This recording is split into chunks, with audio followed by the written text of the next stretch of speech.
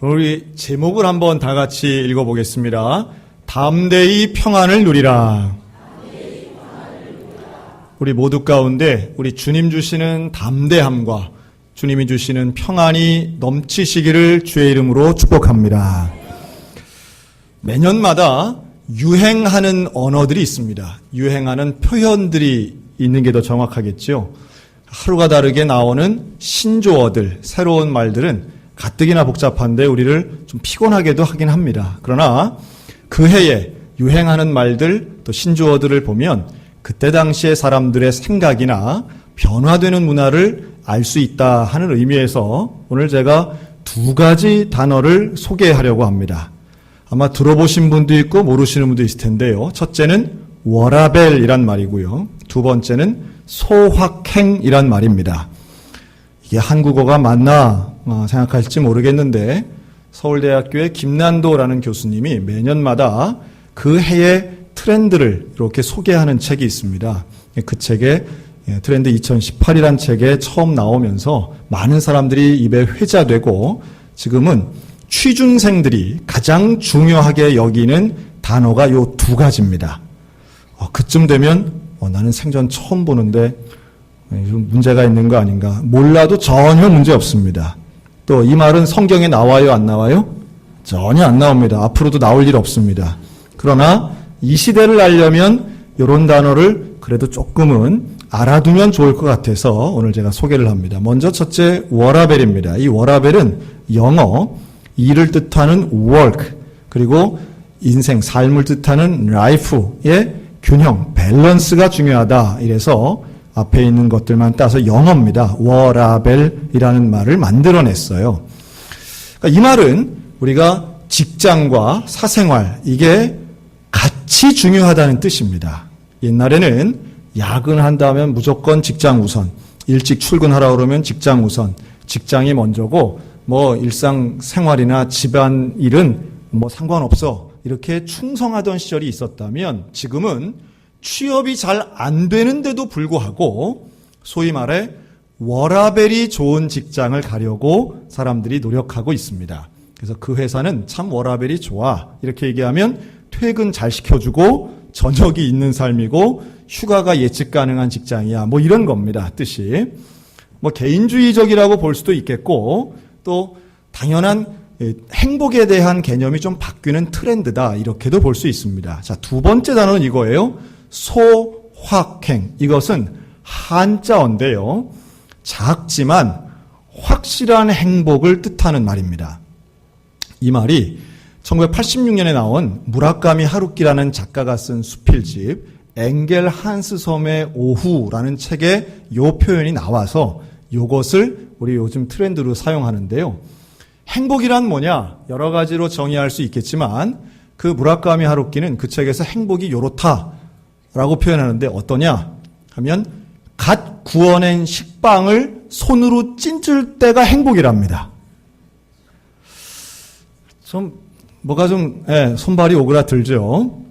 새로 깨끗하게 이 세탁을 한 이불 속에 있는데 따뜻하게 있는데 그 안으로 새끼 고양이 한 마리가 들어올 때 그게 행복이랍니다.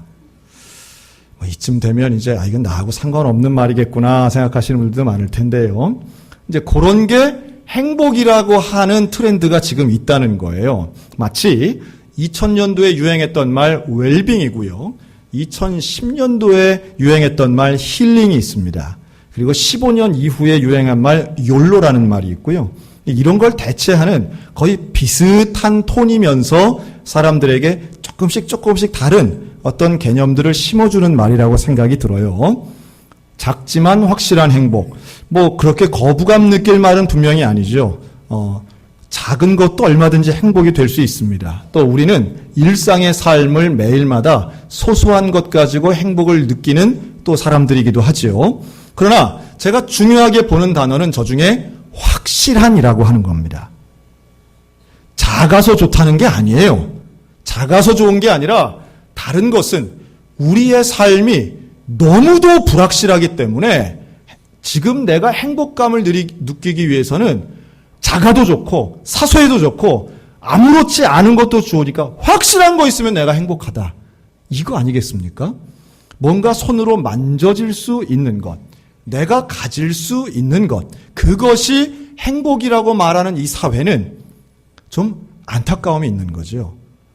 얼마나 되는 게 없으면, 얼마나 원하는 대로 소유하지 못하면 모든 것을 포기할 수밖에 없는 상황 속에 하나라도 있으면 내가 행복하겠다.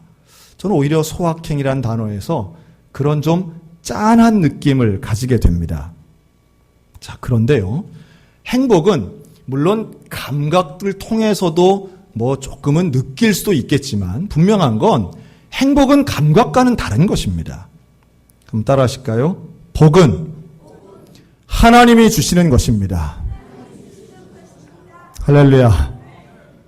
뭐 기쁨과 즐거움의 순간들이 있을지는 모르겠지만 진짜 참된 복은 우리 입장에서는 하나님이 주신다고 믿는 것 아니겠습니까? 하나님이 주시는 복이 식빵 찢어 먹는 것 정도는 아니라고 우리는 분명히 믿고 있습니다. 일상도 참 중요하고 소소한 것도 참 아름답고 귀하긴 하지만 우리가 정말로 원하는 복은 그런 감각적인 것을 뛰어넘으며 환경이나 사정이나 또는 사회 문화를 뛰어넘는 진짜 복을 우리는 원하는 것 아니냐는 말씀이에요. 오늘 요한복음 16장을 읽었는데 16장 1절은 이렇게 말씀합니다. 이것을 너희에게 이름은 너희로 뭐하지 않으려고요? 실족하지 않게 하려 합니다. 그러니까 예수님이 제자들에게 말씀을 하는 이유를 이렇게 설명해요. 너희가 실족하지 않으려고 내가 너희들에게 말하는 거야. 여러분, 실족은 뭡니까? 실족은 넘어지는 겁니다. 실족은 갈 바를 알지 못하는 거예요. 내일이 뭔지 어떤 걸 선택해야 될지 모르는 게 실족입니다. 아니, 이 길이 맞는다고 생각하고 갔는데 아닌 거예요. 막막함이 실족입니다. 그런데 예수님이 분명히 말씀합니다. 내 말을 잘 들어라. 그러면 너희가 실족하지 않는다. 4절에서는 이렇게도 말씀합니다. 내가 너희들에게 자꾸 이야기하는 것은 말씀을 기억나게 하려고 내가 얘기한다. 따라할까요? 고난을 당할 때 말씀을 기억하라. 여러분, 우리가 어렵고 힘들고 고난당하는 게 늘 있습니다. 그런데 그때마다 말씀을 기억할 수 있다면 실족하지 않게 될 줄로 믿습니다. 예수님이 지금 그 말씀을 하시는 거예요. 내가 너희들하고 곧 헤어질 텐데 내가 십자가를 지고 내가 천국에 가고 하나님 나라 가고 내가 헤어지는 날이 곧 온다. 길게는 얘기 안 하셨지만 그 내용을 말씀하시는 거예요. 그런데 그때는 너희가 어려움 당할 거야. 환난을 당할 거야. 정말 핍박을 당할 거야. 그럴 때에 내가 했던 말들을 잘 기억해라. 그러면 너희 승리한다. 그런데 그 말씀을 기억나게끔 해주시는 분이 누구냐 하면 그가 바로 성령님이라는 거예요. 그래서 성령님이 오시는 것이 너희들에겐 더 유익하다. 성령님은 언제나 너희와 어디서나 함께하기 때문에 성령의 도우심으로 너희가 그 말씀을 기억해내기만 하면 너희는 평안을 누릴 수 있다고 말씀합니다.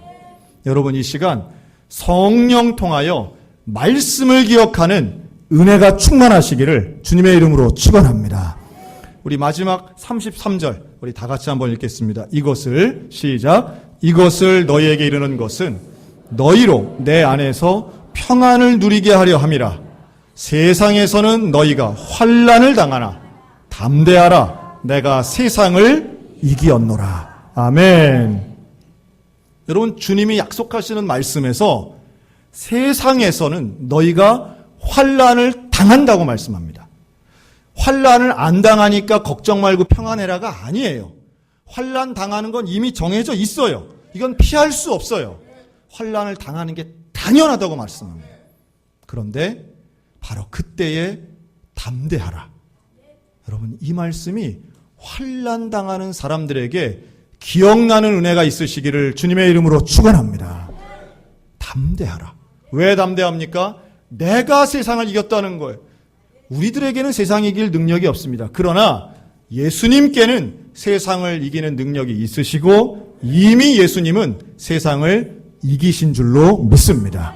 이미 끝난 거예요. 사실은 승부는 결정이 났는데 우리의 마음에 여전히 불안한 마음이 있고 환란이 워낙 크니까 질 것 같이 느껴질 때조차 있다는 겁니다.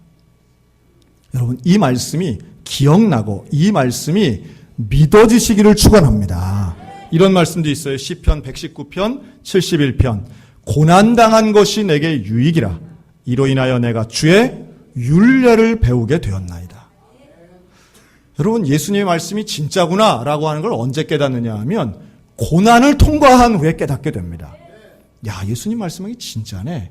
정말 환난을 당하긴 했는데 믿었더니 기억났더니 정말로 그 율례가 맞았고 합당했고 말씀이 그대로 이루어졌구나. 여러분, 이게 믿어졌으면 참 좋겠습니다. 이제 내일이면 우리나라 월드컵 대표팀이 이제 첫 번째 경기합니다. 아마 마음 졸이며 이렇게 경기를 볼 겁니다. 저도 이겼으면 참 좋겠어요. 결과는 모르지만 이겼다고 치고 역전승을 했다고 한번 생각을 해보세요. 마지막 순간에 요새 그걸 무슨 극장골이라고 하던데 마지막에 딱 역전골을 넣어서 이겼다고 한번 해보세요. 아마 내일 저녁에 볼 때는 우리 마음이 막 터질 것 같을 거예요. 그런 역전승을 하면. 그리고 그 다음 2차전 경기할 때까지 계속해서 그걸 보여줄 겁니다. 계속해서. 자, 그러면 우리가 역전승하는 재방송을 한 10번쯤 봤다고 해보세요. 그때도 마음이 조마조마해가지고 볼까요? 아니면 여유 있게 시원하게 물 마시면서 좀 있으면 골 넣어 걱정 마 하고서는 볼까요? 당연히 밀리고 있어도 평안함 가운데 볼 수 있다는 거예요. 알면, 믿으면, 확실하면 평안을 누리게 될 줄로 믿습니다. 환란이 있을지라도 너희가 담대하라고 하시는 말씀은 바로 그거예요. 상황이 변화되지 않았어도 예수님의 말씀을 기억하고 믿으라고 하시는 겁니다. 고린도전서 10장 13절 우리가 너무도 잘 아는 말씀이죠. 같이 읽습니다. 시작. 사람이 감당할 시험 밖에는 너희에게 당한 것이 없나니 오직 하나님은 미쁘사 너희가 감당치 못할 시험당함을 허락지 아니하시고 시험당할 즈음에 또한 피할 길을 내사 너희로 능히 감당하게 하시느니라. 아멘. 여러분, 정말 아멘 아닙니까? 하나님이 이런 말씀을 주신다는 건 우리들에게 놀라운 약속을 두 가지 하시는 거예요. 하나는 우리가 감당할 수 있다는 거예요. 각자가 당하는 고난과 시험이 다 다릅니다. 어떤 사람은 그냥 내 눈으로 볼 때 저 사람은 좀 쉽게 인생 살아가는 것 같긴 해요. 나만 좀 이상한 게 어려운 것 같아요. 그런데 감당하지 못할 시험당함을 허락지 않으신다고 말씀해요. 객관적으로 보면 좀 억울할 수는 있겠지만 그러나 분명한 건 하나님이 주신 시험이라면 감당할 수 있습니다. 또 그 시험당할 즈음에 내가 시험당해가지고 넘어질 쯤 되면요, 하나님이 두 번째 약속을 주시는데 피할 길을 내주신다는 거예요. 피할 길을 내주세요.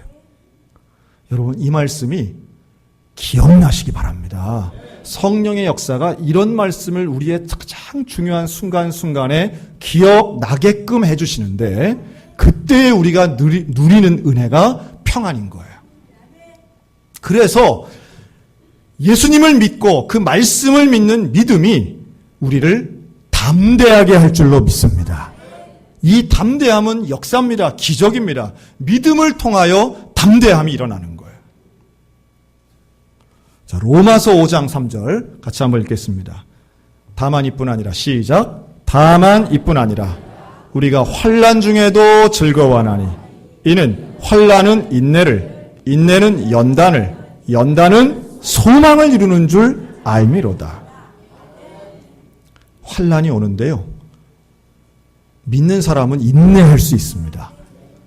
인내하는 사람은 환난, 인내, 연단은 그 좋은 건 아니에요. 즐거운 건 아니에요. 우리가 기쁘게 하기엔 좀 어려운 것들이에요. 그러나 말씀을 믿고 기억하는 사람은 환난을 보는 게 아니라 소망을 볼 줄로 믿습니다. 1960년대에 미국의 과학이 전 세계에서 최고이던 시절에 이제 우주까지 우주선을 쏘아 올렸습니다. 그리고 나서 인간이 아직까지 개척하지 못한 모험의 영역이 어디냐라고 할 때 우주도 갔는데 못 가본 데가 하나 있는 거예요. 그건 바로 바닷속이었어요. 저 바다 가장 깊은 곳에 못 간 거예요. 그래서 핵잠수함을 만듭니다. 트레셔라고 하는 아주 강력한 핵잠수함을 이 정부가 만들어요. 그래서 이제 당연히 큰 수압을 견뎌야 되니까 아주 튼튼하게 만들어요. 이게 얼마나 튼튼한가를 실험했는데 북극해 얼음까지 막 깨는 거예요. 잠수함이. 이 정도면 됐다. 그리고서는 가장 깊은 심해에 가서 실험을 합니다. 그런데 1000m, 2000m 내려가는 순간 우주구직 소리가 나는 거예요. 수압을 못 견디는 거예요. 끝까지 목표했던 깊이를 가지도 못하고 결국은 고장이 나고 결국은 그 잠수함이 침몰합니다. 저 먼 우주까지도 갔었는데 바닷속을 못 가는 거예요. 10만 킬로 날아가는데 7킬로를 못 가는 거예요. 야, 이거 정말 무섭구나. 바다가 정말 신비하구나. 그리고 연구에 연구를 거듭해서 21세기, 2000년대가 되어서야 겨우 심해 잠수정이 완성됩니다. 그것도 사람이 많이 탈 수 있는 게 아니라 2명 탈 수 있는 것이 완성됩니다. 그리고 거기에 연구원들이 타서 심해 7000m를 들어가는 거예요. 여러분, 들어갔더니 거기는 햇빛도 들어오지 않아요. 깜깜합니다. 거기에 뭐가 있나 보니까 심해 7000m 아래에 생물이 살아요. 물고기가 사는 거예요, 거기에. 깜짝 놀랄 일 아닙니까? 강력한 잠수함도 찌그러뜨리는 수압이 있는 곳인데 거기에 생명체가 사는 거예요. 야, 이게 어떻게 사나? 빛을 비추니까 반짝반짝 빛을 내. 아주 작은 물고기들. 그래서 연구를 한 거, 얘들은 어떻게 여기서 살 수 있나? 이런 환경에서. 답은 아주 단순했습니다. 수압을 견딜 수 있는 것은 이 생물 물고기들 안에 내부의 압력이 바깥 압력과 같았던 거예요. 그러니까 이걸 갖고 나오면 뻥 터지는 거예요. 거기에 최적화되어 있는 거죠. 이 필립 얀시가 쓴 아무도 말해주지 않았던 것들이라는 책에 나오는 예화입니다. 그런데 이 내용이 뭘 의미하느냐?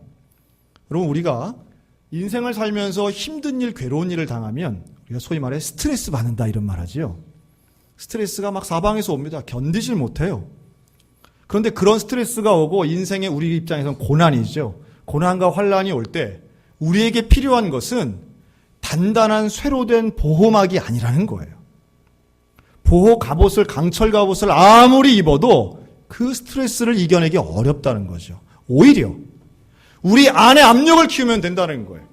우리 안에 예수 그리스도가 계실 때에 어떤 스트레스나 어떤 외부의 공격이 온다 할지라도 평안을 누리고 담대함을 경험하게 될 줄로 믿습니다. 오직 예수 그리스도라고 하는 거예요. 예수님이 나와 함께 하시는 것이 우리 인생의 가장 담대함의 근거가 되는 거예요. 그리고 예수님이 오늘 약속하시는 거예요. 내가 너와 함께 하겠다. 내가 너와 함께 하겠다. 그 담대함을 경험하면 예수 안에서 느끼는 위로가 무엇이고 예수 안에 느끼는 행복이 무엇인가가 더 명확해지는 겁니다. 저와 여러분 가운데 평안을 주시는 그 예수 그리스도를 경험하셨으면 좋겠어요. 다른 것에서 경험하는 게 아니라 예수님을 통하여 경험하는 거예요. 그리고 예수 하나면, 예수님 한 분이면 내 인생은 충분합니다 라고 하는 고백은 그냥 허투루 하는 고백이 결코 아니라는 거죠. 제가 지난주에 우리 구역장들, 구역 강사들 모시고 양화진에 다녀왔습니다. 양화진은 외국인 선교사 묘원이 있는 곳이고요. 우리 개신교회에서는 일종의 성지처럼 생각하는 곳입니다. 근데 거기에 교회가 있어요. 우리 한국 교회들이 힘을 모아서 세운 100주년 기념 교회라는 교회가 있습니다. 근데 이 교회가 이제 역사는 그렇게 길지 않은데요. 상당히 주목하고 괄목할 만한 성장을 이루어낸 교회입니다. 지금 그 교회에 출석하는 성도가 주보에 매주마다 몇 명 출석했는지가 나오는데 장년이 약 8,000명, 그리고 어린이 청소년이 약 1,400명, 그래서 한 10,000명 정도가 그 교회를 나와요. 가보시면 깜짝 놀랍니다. 왜냐하면 그 교회 본당이 우리 교회보다 크지 않아요. 그래서 곳곳에서 예배를 드리고 주차장도 그렇게 여유가 있는 곳이 아닙니다. 많은 사람들이 대중교통으로 오고 그 짧은 기간 동안에 정말 많은 사람들이 모여서 예배드리는 곳이 되었습니다. 그러다 보니까 아무래도 주목받고요.